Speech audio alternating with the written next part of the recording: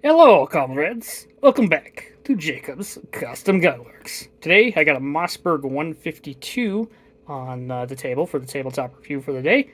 I haven't done a Rimfire review, so I figured I would pick this one because this was the first 22 caliber gun I got ever. Little story behind this gun. I got this gun when I was 12 after completing hunter's education. Both my cousin and I at Christmas time got a 22 rifle. He got a Marlin Model 60, and I got this Mossberg 152. We took him out shooting that day, of course, because we were excited.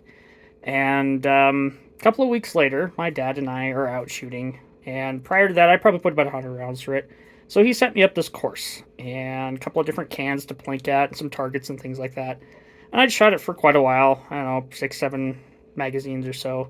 And he says, hey, well, let me shoot your 22 because I haven't got a chance to shoot it yet. I said, yeah, sure. So I handed him the gun and he loaded up the magazine. And, well, about 2 magazines in, firing pin broke. And he felt terrible because I'd only had the gun for a couple of weeks prior to this. So we figured, all right, well, we'll get this hooked up with my uncle who knew some gun guys and we'll get it fixed. Well, my uncle figured he knew a guy that either had a firing pin or could make me one.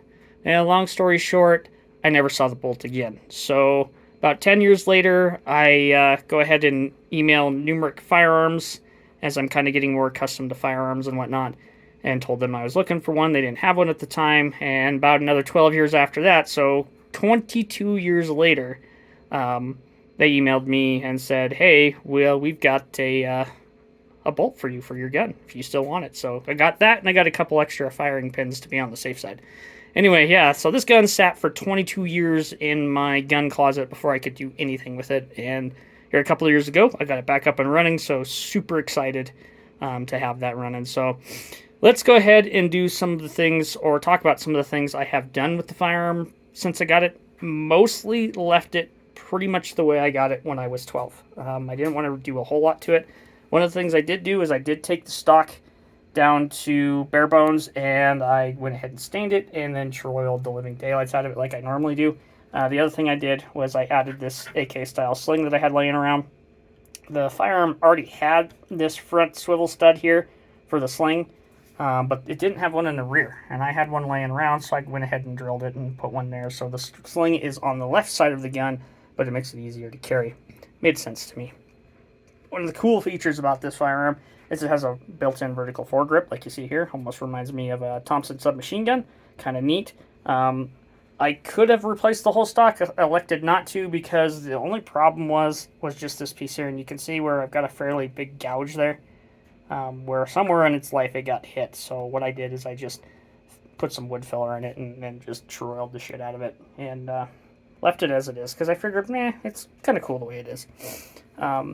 My gun was scoped when I got it. It had a little 22, I want to say it was a Tasco 22 scope on it when they were kind of worth the shit. Well, that scope took a hit years ago, and it's gone. So I put this Bushnell Dusk Dong scope on it, put it at 6 power, dialed it in, and it just drives tacks. I really like it. It shoots just as I remember, which is kind of funny because it's a little tack driver for the gun that it is. So my brother-in-law, another story, got one of these at an estate sale, and he found the original peep sight mount and peep sight for the gun, which this would have had. You can see where the screws were, the screw holes here were for the bracket. So he got that, and it's a disc about yay big, and a little peephole in it. So that would go there. I don't have one, and I'm not going to put one on here. And then the front sight, of course, you would just line it up with your front sight, which I don't have the front sight either. You can see the hole where that would have been for the screw.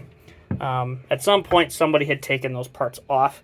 To me, it's not a big deal. If I wasn't going to run the gun scoped, I'd just take it off there and turn it into a target rifle. But this is how the gun was presented to me, so I wanted to kind of keep it with that same idea. So, moving on to the magazines. These are 7-round magazines. This is the original magazine that I got when I got the gun. I had a little bit of a... It almost looks like at some point in time in its life, this had got caught on something and bent, so I bent it back as best I could without breaking it. Still works. Still keep it around. At one point in time, Triple K was making 10-round extended magazines. I got 2 of these when I found them. They're expensive. They're like $40 a magazine, so I only got a few of them. But they do exist in case you need some. Really neat little 22. Like I say, you don't really see a ton of them. Every once in a while, you see them pop up on different videos and whatnot, but I figured I'd share this one with you. Update on the AK-101. I'm just waiting on a couple of parts, which should be here tomorrow. There's an interesting story with that as well, so I'll go ahead and share that with you, but figured I'd shoot this video real quick and show you this neat little 152. Anyway, until next time, comrades.